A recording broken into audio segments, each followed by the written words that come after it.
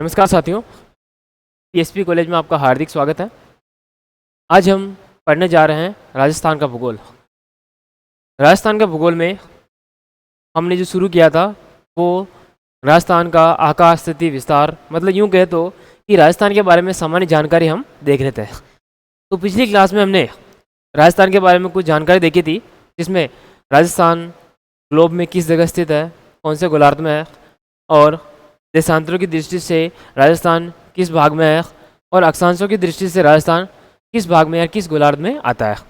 और साथ ही साथ हमने भारत के संदर्भ में भी राजस्थान की स्थिति को देखा था। और उसी के साथ हमने देखा था कि राजस्थान का जो कुल क्षेत्रफल है वो कितना है, जैसे 32,87,263 वर्ग किलोमीटर था। उसी के साथ साथ हमने देखा था कि राजस्थान की आकृति कैसी है। तो राजस्थान की आकृति विषम कोणीय चतुर्भुज के समान या पतंगाकार उसकी आकृति है, ठीक है ना। और उसके बाद में हमने देखा था कि जो राजस्थान है उसका अक्षांशीय व देशांतरी विस्तार कितना है, और साथ ही साथ उन दोनों में अक्षांशीय और देशांतरी विस्तार में कितने डिग्री का अंतर है उसके बारे में हमने उसमें देखा था। और साथ ही साथ हमने ये भी देखा कि राजस्थान की उत्तर से दक्षिण लंबाई कितनी है और पूर्व से पश्चिम लंबाई कितनी है, और उनके जो सबसे पूर्वी भाग में स्थित जो गांव है वो कौन सा है और जिला कौन सा है, और सबसे पश्चिम में कौन सा गांव स्थित है और पश्चिम में कौन सा जिला है, उसके बारे में हमने उसमें देखा था। ऐसा ही उत्तर में और दक्षिण में जो जो भी गांव थे और उनके बारे में हमने देखा था। तो आज हम उसी को आगे बढ़ाते हैं। तो आइए देखते हैं हम कि प्रधान मध्याह्न रेखा किसे माना गया है।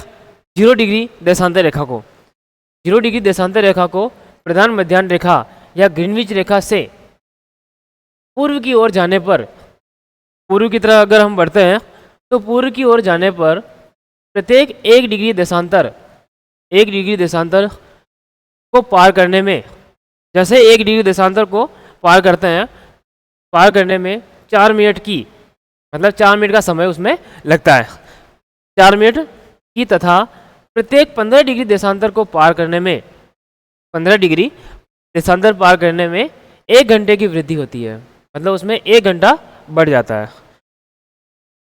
जबकि किसी भी देशांतर के पश्चिम की ओर जाने पर समय में कमी आती है, पश्चिम की ओर जाने पर समय में कमी आती है।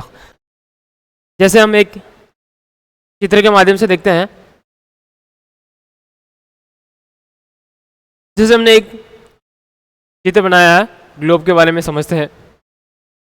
इसके सबसे बीचों बीच एक रेखा गुजरती है, 0 डिग्री, 0 डिग्री देशांतर, 0 डिग्री देशांतर रेखा। इसे और किस नाम से जानते हैं? प्रधान मध्याह्न रेखा,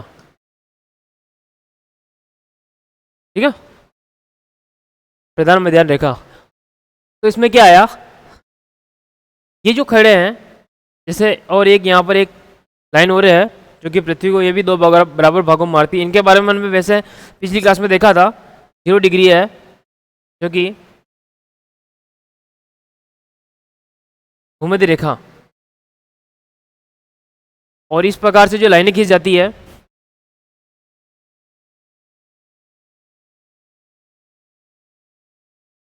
इस प्रकार से ये जो रेखाएं होती है वो कहलाती है देशांतर रेखाएं, जो कि उत्तरी ध्रुव और दक्षिण ध्रुव को मिलाने का कार्य करती है। तो इसमें बताया है, ये अपनी हो गई थी ग्रीनविच रेखा, प्रधान मध्याह्न रेखा, है ना। तो इसमें बताया है कि ग्रीनविच रेखा से, जैसे इधर है पूर्व और इधर आ गया पश्चिम, और ये उत्तर और ये नीचे दक्षिण। इसमें बताया है कि 0 डिग्री से पश्चिम की ओर जाने पर, 0 डिग्री से पूर्व की ओर जाने पर, ये पूर्व दिशा है, पूर्व की ओर अगर हम बढ़ते हैं तो क्या होता है कि यहाँ से जैसे हम इस तरफ गति करते हैं तो समय में बढ़ोतरी आती जाती है कि जैसे यहाँ से 0 डिग्री था, 0 डिग्री से ये 1 डिग्री हुआ, एग्जाम्पल के लिए 1 डिग्री है, तो 0 डिग्री से 1 डिग्री तक जाने में 4 मिनट का समय लगता है ना। तो इसी आधार पर बताया कि जैसे ही हम आगे 5 डिग्री 15 डिग्री को पार करते हैं तो लगभग क्या होता है, कितने मिनट का समय लगता है, 60 मिनट का। अगर हम उसे घंटे में बदलें तो क्या आ जाएगा, 1 घंटे का समय लगता है। और मैं क्या बताया आगे कि जैसे हम अगर ग्रीनविच रेखा से पश्चिम की ओर बढ़ते हैं तो समय में कमी आती जाती है। कैसे आती है, देखिए, जैसे माना कि 0 डिग्री देशांतर रेखा पर इस जगह पर दोपहर के 12 बज रहे हैं, दोपहर के क्या बज रहे हैं, 12 बज रहे हैं, ठीक है। जैसे ही हम पूर्व की ओर बढ़ते हैं, जैसे कि ग्रीनविच रेखा पर दोपहर के 12 बज रहे हैं, तो 15 डिग्री देशांतर पर 15 डिग्री देशांतर पर कितना समय होगा, तो कितने हो गए, 0 से लगाकर 15 मतलब 15 डिग्री हो गए। 15 डिग्री और 1 डिग्री को पार करने में 4 मिनट का समय लगता है, तो 15 हो गए। तो 15 × 4 बराबर क्या होगा, 60 मिनट। 60 मिनट को अपन घंटे में बदलेंगे तो क्या हो जाएगा, 1 घंटा हो जाएगा। तो अगर दोपहर के 12 बज रही थी तो यहाँ पर कितनी बजेगी, दोपहर के 1 बज जाएगी, ठीक है। ऐसे ही अगर हम बात करते हैं कि अगर माना कि ग्रीनविच रेखा पर दोपहर के 12 बज रहे हैं और अगर हम इधर की तरफ गति करते हैं, इधर जाते हैं पश्चिम की तरफ, तो इधर 15 डिग्री देशांतर पर, इधर पश्चिम की ओर जाने पर 15 डिग्री देशांतर पर क्या समय होगा, तो हमने इसमें बताया था ऊपर कि पश्चिम की ओर जाने पर समय में कमी आती जाती है। तो इधर क्या हो जाएगा, इधर 1 डिग्री देशांतर को पार करने में 4 मिनट का समय लगता है, तो इधर घटेगा तो क्या हो जाएगा, 15 × 4 बराबर 60 मिनट कम हो जाएंगे। 60 मिनट कम मतलब 1 घंटा कम हो जाएगा। तो इधर क्या हो जाएगी, 15 डिग्री देशांतर पर कितने बजेंगे, 11 ही बजेंगे, ठीक है। समझ में आ गया होगा आप लोगों को। आगे देखते हैं हम।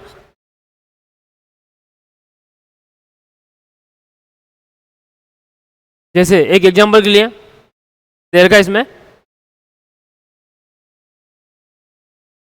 जिसके बारे में हमने देखा था, जैसे जब 1 डिग्री देशांतर, जब 0 डिग्री देशांतर पर, जो कि ग्रीनविच रेखा है, प्रधान मध्याह्न रेखा, 0 डिग्री देशांतर पर क्या बज रही है, 10 बज रही है, 10 बज रही है, 10 बज रहे हैं, तो 15 डिग्री पूर्वी देशांतर पर मतलब क्या आया, पूर्व की तरफ आया, तो पूर्वी 15 डिग्री पूर्वी देशांतर पर कितना समय होगा, 11 बज जाएंगे। क्योंकि हमने उसमें देखा था मैप के माध्यम, इसमें ग्लोब के माध्यम से, तो उसमें क्या हो जाएगा, 1 घंटे की वृद्धि हो जाएगी और 1 घंटे की वृद्धि होते ही कितना समय हो जाएगा, 10 से 11 बज जाएगी, है ना। अब उसके बाद में एक विशेष सूचना बता रखी है, क्या है कि सूर्य की किरणों को 1 डिग्री को पार करने में 4 मिनट का समय लगता है। क्या लगता है, 4 मिनट का समय लगता है। और राजस्थान का जो देशांतरी विस्तार है, देशांतरीय विस्तार, वो कितना, लगभग 8 डिग्री और 47 मिनट है, 8 डिग्री 47 मिनट, जिसे हम राउंड फिगर में क्या मानते हैं, 9 डिग्री। पूर्णांक में, पूर्णांक की बात करें तो क्या हो जाएगा, लगभग क्या आ जाएगा, 9 डिग्री देशांतर का अंतराल है। मतलब ये पूर्व से पश्चिम, जो कि 69 डिग्री 30 मिनट से 78 डिग्री 17 मिनट पूरी देशांतर तक जो बीच का जो अंतराल है वो कितना है, एग्जिट अगर हम बात करें तो वो आता है 8 डिग्री 47 मिनट, और ये अगर हम उसको पूर्णांक में लेते हैं तो वो आता है 9 डिग्री देशांतर का अंतर आता है। तो अतः सूर्य की किरणों को राजस्थान को पार करने में कितना समय लगेगा, 8 डिग्री 47 मिनट इंटू 4 बराबर 35 मिनट और 8 सेकंड का समय लगता है। और अगर हम उसको राउंड फिगर में लेते हैं तो कितना आ जाएगा, 9 चौक 36, मतलब 36 मिनट का समय इसमें लग जाता है। ध्यान रखना, अगर परीक्षा के अंदर प्रश्न पूछा जाता है कि राजस्थान के देशांतरी विस्तार का या राजस्थान में देशांतरी विस्तार का अंतराल है? ऑप्शन में आता है ए 7 डिग्री, बी 8 डिग्री और सी 9 डिग्री और ऑप्शन नंबर 4 10 डिग्री। ठीक है, तो अपने को क्या मानना है उसमें? तो इसकी जगह अगर उसमें 8 ऑप्शन में नहीं आता है, जैसे माना कि इसमें दे दिया 7 डिग्री, 9 डिग्री, 10 डिग्री और 11 डिग्री, तो उसमें आपको इसको आपको सही आंसर मानना है। ठीक है, और अगर 8 भी आ जाता है तो भी अपने को 9 को सही मानना। क्यों? क्योंकि वो 8 से ज़्यादा है, 8 डिग्री से ज़्यादा अंतराल, इसीलिए 9 को सही मानना। अगर 8 और 9 दोनों आ जाते हैं ऑप्शन में तो अपने को 9 को सही मानना है, और अगर 9 नहीं आता है और 8 नहीं आता और 9 और 7 और 10 और 11 आता है, उसमें अपने को क्या करना है? सीधा 9 को सही मानना। और अगर 9 नहीं आता है और 7 आता है, 8 आता है, 10 आता है, 11 आता है, तो अपने को क्या करना है? तो 8 डिग्री को सही करना है। ये उस ऑप्शन पर डिपेंड करेगा कि वो क्या पूछना चाह रहा। उसके जो नज़दीकी जो प्रश्न होता है, नज़दीकी जो आंसर होता है, वो उसका सही आंसर बनता है आसपास का। और अगर एग्जिट अगर पूछ जाए ऑप्शन में, अगर इस प्रकार से हो 8 degree 47 minute, 8 degree 9 degree 10 minute, इस प्रकार से, तो उसमें आपको क्या करना है? सही आंसर 8 डिग्री 47 मिनट को सही करना है। और इस पे यहाँ पर भी कि राजस्थान को पार करने में सूर्य की किरणों को कितना समय लगता है, सूर्य की किरणों को राजस्थान को पार करने में कितना समय लगता है, तो उसमें आपका आंसर आ जाएगा 36 मिनट, लगभग 36 मिनट। अगर ऑप्शन में 36 मिनट ऑप्शन में नहीं हो और ऑप्शन में अगर 35 मिनट 8 सेकंड हो, तो अपने को सबसे पहले इसको सही करना है। और अगर 35 मिनट 8 सेकंड अगर ऑप्शन में नहीं हो, तो अब अपने को किसको सही करना है? 36 मिनट अगर ऑप्शन में हो तो उसको सही करना है। ठीक है, अब उसके बाद में आगे देखते हैं। अर्थात राजस्थान के सबसे पूर्वी स्थान, राजस्थान का सबसे पूर्वी स्थान है उसका नाम है सिलावट। राजस्थान का सबसे पूर्वी स्थान सिलावट, जो किस जिले में है? धौलपुर जिले में। के सूर्योदय है राजस्थान के सबसे पश्चिमी स्थान, जो कि है कटरा, जैसलमेर में है। के सूर्योदय होने में लगभग 35 मिनट का समय है, 35 मिनट का समय लगता है, अंतराल आता है। ठीक है, और अगर 35 ऑप्शन में नहीं आता है और अगर 36 ऑप्शन में आता है, तब अपने को क्या करना है? 36 को राइट करना है। और अगर 36 और 35 दोनों आते हैं, तब अपने को क्या करना है? 35 को राइट आंसर करना है। ठीक है, वैसे ये दोनों एक साथ आएंगे नहीं, क्योंकि यहाँ पर जो है वो जो है वो 35 मिनट और 8 सेकंड है। इसीलिए अगर इनमें से अगर प्रश्न बनता है, तो इनमें से जो अंतर जो पूछेंगे वो या तो ये देंगे, अगर 35 मिनट देंगे तो 36 मिनट देंगे, और अगर 36 मिनट अगर दिया हुआ आएगा तो उसमें 35 आंसर ऑप्शन में नहीं होगा। आगे बात समझ।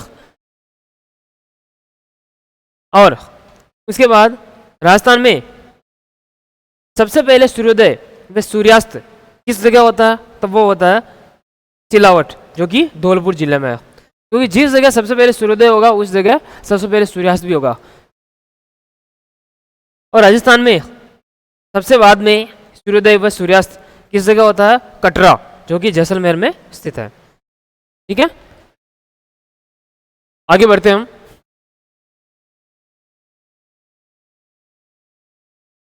अब आती है कि 23.5 डिग्री जो उत्तरी अक्षांश है उसे कर्क रेखा के नाम से जाना जाता है। और कर्क रेखा अपने राजस्थान में से भी होकर गुजरती है और राजस्थान के लगभग 2 जिलों से होकर गुजरती है। इनके बारे में 2 जिलों के बारे में बताया जाता है, डूंगरपुर और बांसवाड़ा। इसके बारे में जो अपन जानकारी देखेंगे, वो जानकारी अपनी जो एनसीईआरटी की जो किताबें चलती है माध्यमिक शिक्षा बोर्ड वाली, उन्हीं के आधार पर जो सूचनाएं मिली है, उन्हीं सूचनाओं के आधार पर हम इसमें जिक्र करेंगे। तो आइए देखते हैं, कर्क रेखा की बात करते हैं। राजस्थान का जो अधिकांश भाग है वो कर्क रेखा के उत्तर में स्थित है। कहाँ स्थित है? कर्क रेखा के उत्तर में स्थित है, उत्तर दिशा में स्थित है। तथा कर्क रेखा की राजस्थान में लंबाई कितनी बता रखी है? 26 किलोमीटर बता रखी है, 26 किलोमीटर। ये आंकड़े जो है वो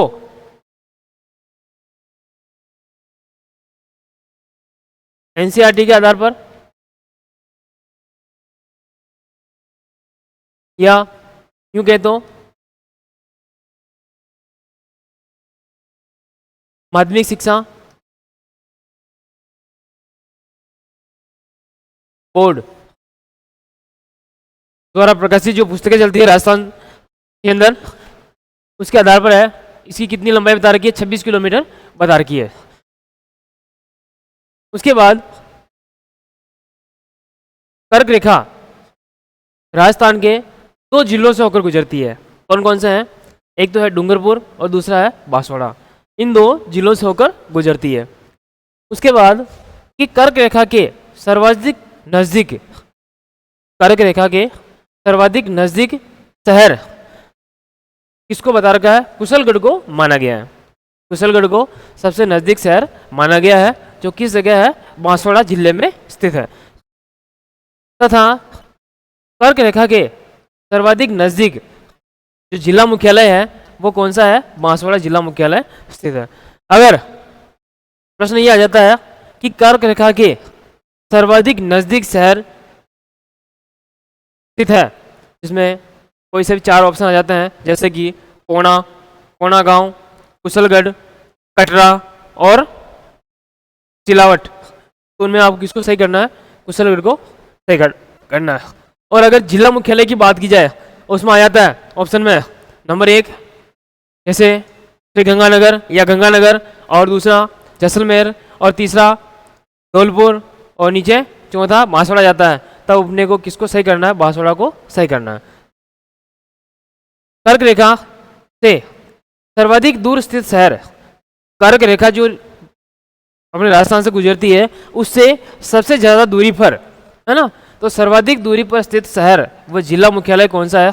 तो वो है गंगानगर, जैसे श्री गंगानगर के नाम जानते हैं ना। उसके बाद में आता है कर्क संक्रांति। कर्क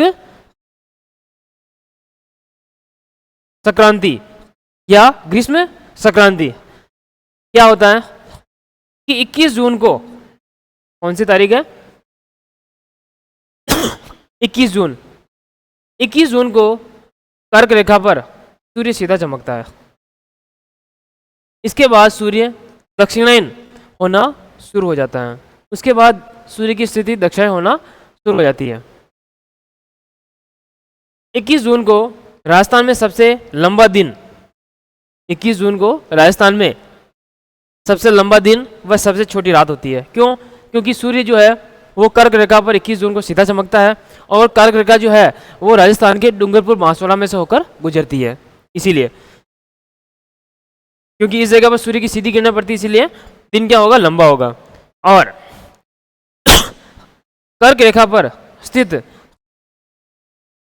कर्क रेखा पर स्थित स्थानों पर 21 जून को दोपहर में परछाई नहीं बनती है। क्या बताया इसमें कि कर्क रेखा पर स्थित स्थानों पर, कि कर्क रेखा पर जो जो भी स्थान स्थित है या गांव स्थित है, उन सभी जगहों पर दिन के समय दोपहर में परछाई नहीं बनती है। अगर कोई व्यक्ति वहां से गुजर रहा है 21 जून को, उस गांव से जहां से कर्क रेखा होकर गुजरती है, वहां से अगर वो गुजर रहा है तो दोपहर में जैसे 12 बजेगी, 12 बजे के आसपास उसको उनकी परछाई नहीं दिखेगी, क्योंकि सूर्य सीधा ऊपर होगा सिर के ऊपर, तो उसकी परछाई बनेगी नहीं।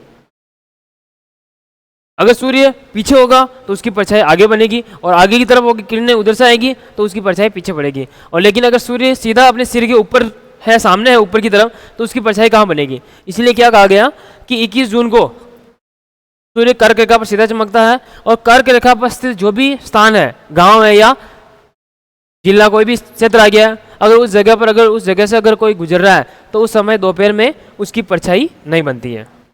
इसलिए इसे नो शेडो जोन के नाम से जाना जाता है। क्या कहते हैं? नो शेडो जोन, परछाई नहीं बनती है। ये ध्यान रखना, ये एग्जाम प्रश्न आ सकता है कि नो शेडो जोन संबंधित है भूमध्य रेखा से, कर्क रेखा से, मकर रेखा से, या फिर इनमें से कोई नहीं। तो उसमें सही आंसर किसको करना है? आपको कर्क रेखा को सही करना है, क्योंकि इस प्रकार के अंदर से जो प्रश्न पूछते हैं वो मध्यम स्तर के प्रश्न आ जाते हैं, मध्यम या कठिन स्तर की तरफ वाले प्रश्न आ जाते हैं। उसके बाद में आगे बढ़ते हैं।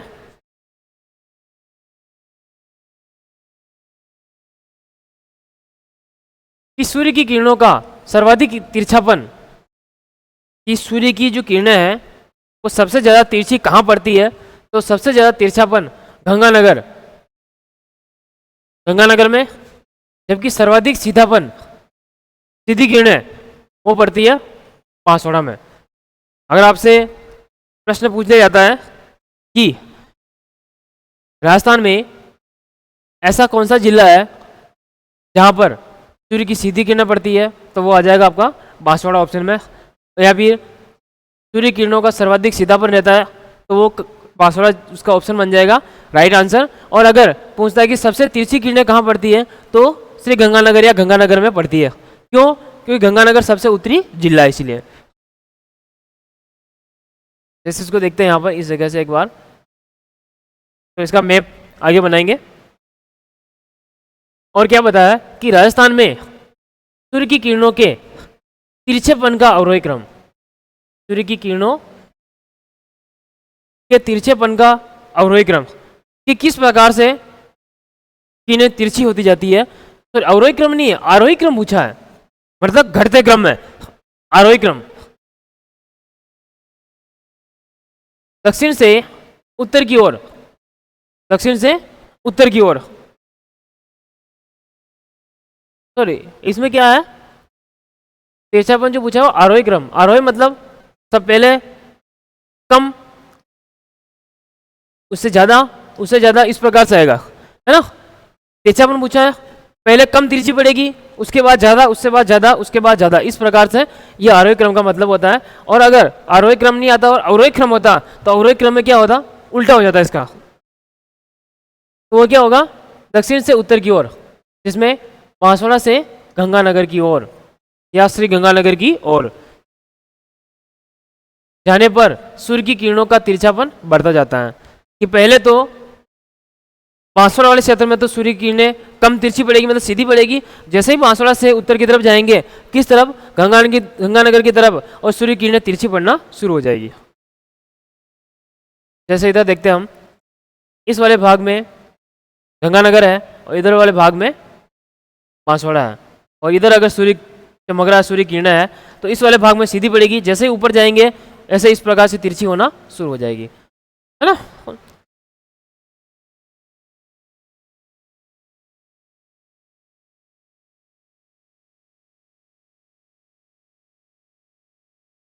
आगे देखते हैं।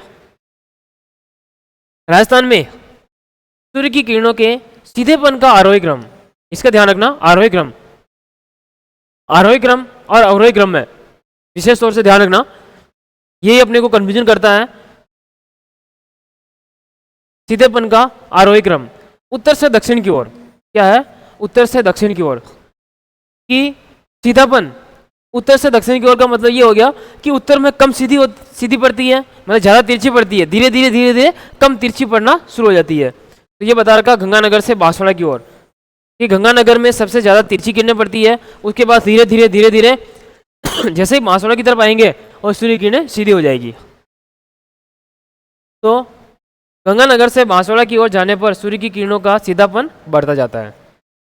उसके बाद माही नदी की बात की गई है, मध्य प्रदेश से इसका उद्गम होता है, मध्य प्रदेश, है ना।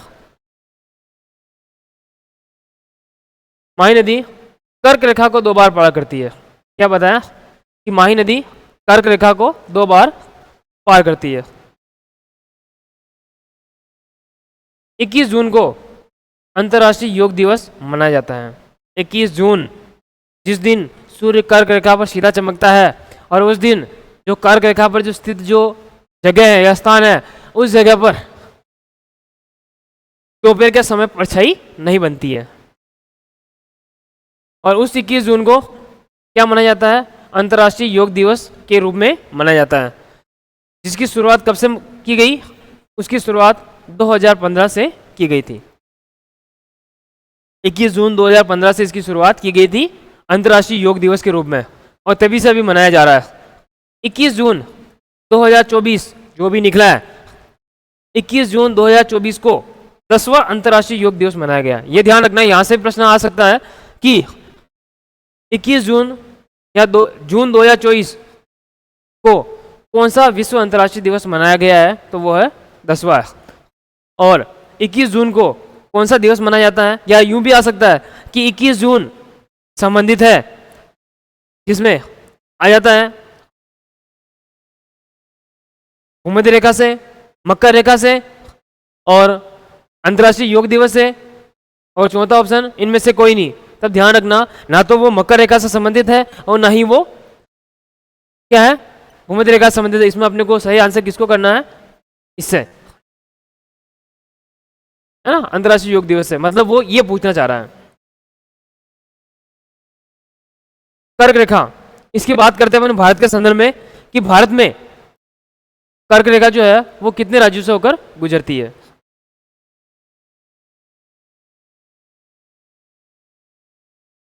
कर्क रेखा जो कि कितनी है?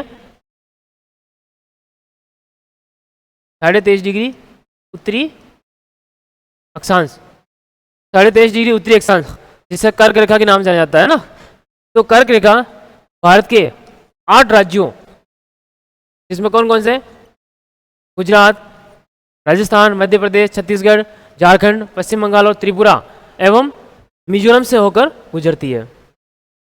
ये 8 राज्य जहां से कर्क रेखा भारत में होकर गुजरती है ना। कर्क रेखा की सर्वाधिक लंबाई किस राज्य में है? मध्य प्रदेश में।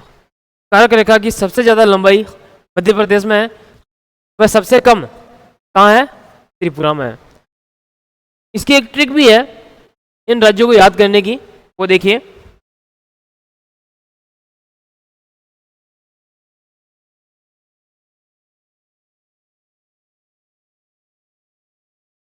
मित्र पर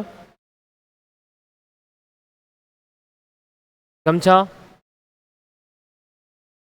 जार, मित्र पर गमछा जार, इसमें मीका है,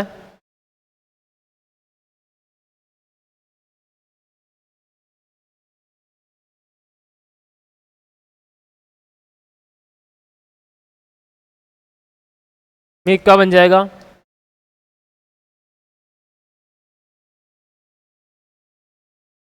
मिजोरम, त्रिपुरा, त्रिपुरा, पेका, पश्चिम बंगाल, रेका,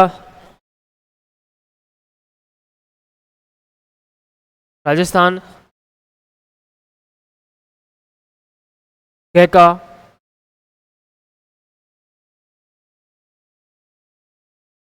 गुजरात, मैका, मध्य प्रदेश, छेका, छाका लिखेंगे हम, छत्तीसगढ़,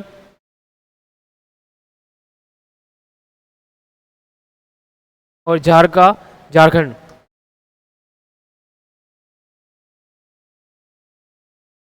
ठीक है, ये भाग इसमें आ जाएंगे। तो कितने हो जाएंगे? 1 2 3 4 5 6 7 और ये 8। ये 8 राज्यों से कर्क रेखा होकर गुजरती है ना। जिसमें से सबसे ज़्यादा जो कर्क रेखा की लंबाई है वो कहाँ है? मध्य प्रदेश में है, एमपी के अंदर, और सबसे कम कहाँ है? त्रिपुरा में है। तो इसको, इसमें क्या है, इनमें से प्रश्न ये बनता है, वैसे ये भारत के भूगोल संबंधित हो जाता है, लेकिन इनमें से प्रश्न ये बनता है भारत के संदर्भ में अगर बात करें तो, कि निम्न में से किस राज्य से होकर कर्क रेखा नहीं गुजरती है? जिसमें ऑप्शन जैसे मिजोरम दे दिया, त्रिपुरा दे दिया, पश्चिम बंगाल दे दिया और बिहार दे दिया। तो उसमें सही आंसर कौन सा है? कौन सा, किस राज्य से नहीं गुजरती है? तो उसमें आपका आंसर आ जाएगा बिहार से नहीं गुजरती है, क्योंकि बिहार और झारखंड दोनों एक ही थे पहले, तो इनमें से इनके टुकड़े करके इनको अलग बनाया गया झारखंड को। और एक और इन राज्यों का क्रम भी आता है। वैसे हम राजस्थान की बात कर रहे हैं, लेकिन थोड़ा भारत में इसको देख लेते हैं। तो भारत में जो राज्य है वो किस जगह पर है, तो भारत के मानचित्र में देखते हैं एक बार।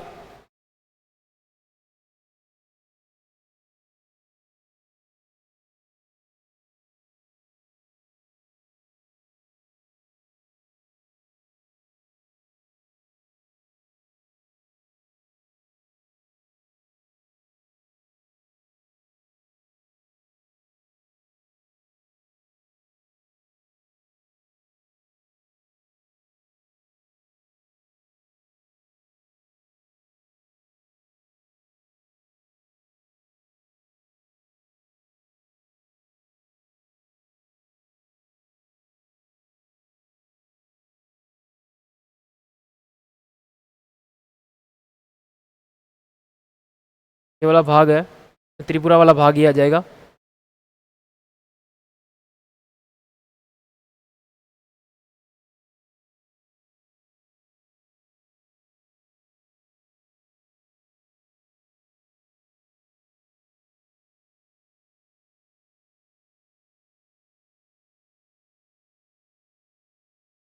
इस प्रकार से अपना भारत है, जिसमें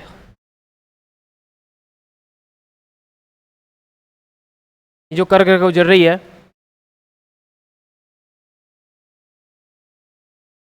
जैसे ये इस प्रकार से निकल रही है 23.5 डिग्री, तो इसमें कौन कौन से राज्य है वो आ जाएगा। गुजरात,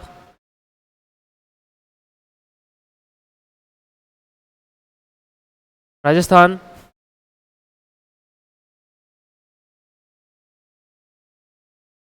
मध्य प्रदेश,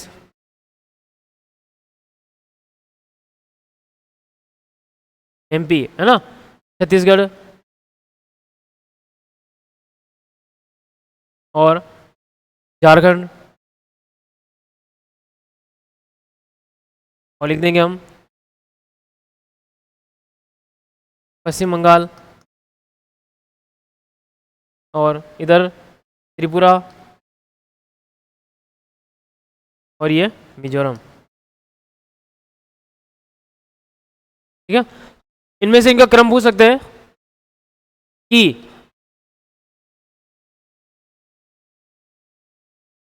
पूर्व से कर्क रेखा पर स्थित पूर्व से पश्चिम राज्यों का सही क्रम है। इनमें से ऑप्शन बनाए जा सकते हैं, और पश्चिम से पूर्व से भी इनमें से पूछ जा सकते हैं। अपन वैसे राजस्थान का भूगोल पढ़ रहे हैं, इसलिए इसके बारे में ज़्यादा जानकारी हम नहीं देखेंगे, क्योंकि भारत का भूगोल पढ़ेंगे उसमें आ जाएगा इसका, और ज़्यादा डीपली इसके अंतर्गत देखेंगे। उसके बाद में राजस्थान की सीमाओं के बारे में बात करते हैं।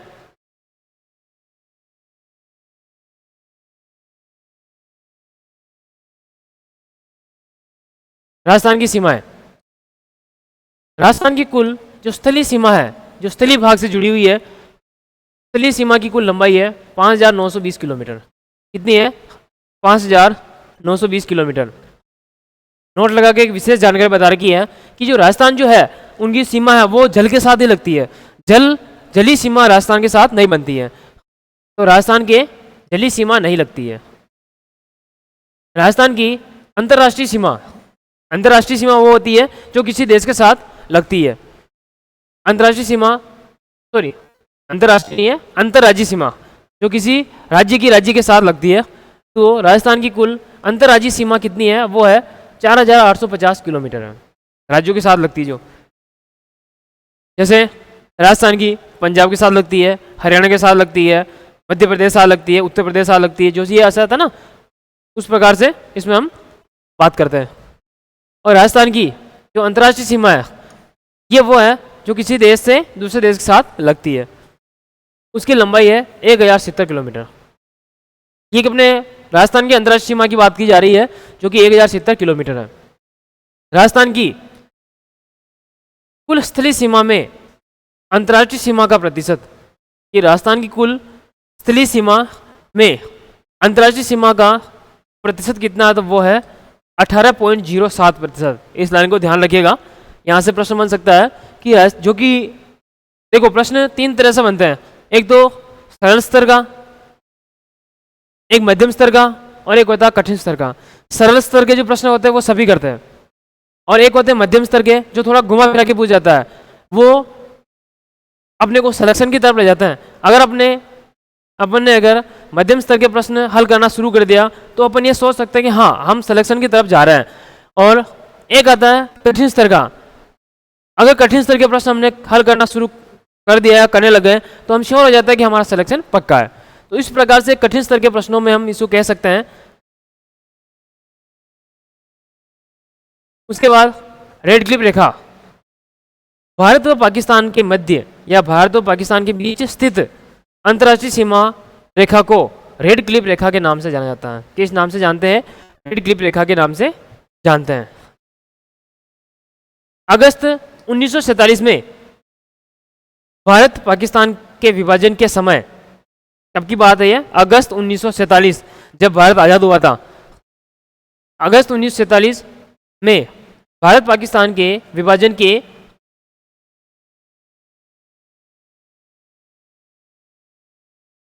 के समय सीमा का निर्धारण करने के लिए एक सीमा आयोग बनाया गया। एक सीमा आयोग बनाया गया था जिसके अध्यक्ष कौन थे? सर सीरियल रेड क्लिप थे। कौन थे? सर सीरियल रेड क्लिप थे। उन्हीं के नाम के आधार पर इस रेखा का नामकरण क्या किया गया? रेड क्लिप रेखा किया गया। रेड क्लिप रेखा विश्व की एकमात्र ऐसी अंतर्राष्ट्रीय सीमा रेखा है जिसका निर्धारण मानचित्र पर, क्या बात की गई है? मानचित्र पर कलम के द्वारा या कलम से किया गया है। रेखा खींची गई है मानचित्र के ऊपर। रेड क्लिप रेखा के बारे में और जानकारी बता रखी है कि रेड क्लिप रेखा NH11 व 911 के समानांतर व पाकिस्तान में सिंधु नदी, कौन सी नदी है? सिंधु नदी, सिंधु नदी के बहाव के समानांतर स्थित है। जो रेड क्लिप रेखा है वो इस प्रकार से इसके समानांतर वो खींची गई है। रेड क्लिप रेखा की कुल लंबाई की बात करें तो वो कितनी है? 3310 किलोमीटर है। लगभग 3310 किलोमीटर है, जो कि भारत के 3 राज्यों व 2 केंद्र शासित प्रदेशों को स्पर्श करती है। अब वो 3 राज्य कौन कौन से हैं और 2 केंद्र शासित प्रदेश कौन कौन से हैं, आइए हम देखते हैं। जम्मू कश्मीर और लद्दाख, ये दोनों क्या हो गए? केंद्र शासित प्रदेश हो गए। केंद्र शासित प्रदेश, वहां पर इसकी कुल लंबाई कितनी है? 1216 किलोमीटर। और फिर उसके बाद राज्य की बात करते हैं तो राजस्थान राज्य है, जहां पर कितनी लंबाई है? 1070 किलोमीटर है। और पंजाब राज्य वहां पर है 514 किलोमीटर इसकी लंबाई है। और गुजरात के साथ जो अंतर्राष्ट्रीय सीमा की लंबाई लगती है वो है 510 किलोमीटर। इसी के बाद राजस्थान की जो कुल अंतर्राष्ट्रीय सीमा कितनी लंबी है? 1070 किलोमीटर है, जिसकी शुरुआत कहाँ से कहाँ तक मानी गई है? वो है हिंदुमल कोट। कौन सा है? हिंदुमल कोट। हिंदुमल कोट। और ये किस जगह है? गंगानगर में, गंगानगर जिला है, उस जगह है से पाखासर शाहगढ़, जो कहाँ है? बाड़मेर में। वहां तक इसकी कुल लंबाई कितनी है? 1070 किलोमीटर है। ठीक है, आज के लिए इतना काफी है। आगे हम अगली क्लास में देखेंगे, जिसमें अगली क्लास में जो हम पढ़ेंगे उसमें राजस्थान की जो सीमा है, अंतर्राष्ट्रीय जो सीमा है वो किन किन राज्यों के साथ लगती है, किन अंतर्राष्ट्रीय सीमा है वो किस देश के साथ लगती है, और वो उस देश के कितने राज्य ऐसे हैं जो अपने राजस्थान के साथ सीमा बनाते हैं। और साथ ही साथ अंतर्राज्यीय सीमा के बारे में भी देखेंगे कि राजस्थान जो है वो कितने राज्यों के साथ अपनी सीमा साझा करता है। उसके साथ में हम आगे बढ़ेंगे। आज के लिए इतना काफ़ी है। धन्यवाद।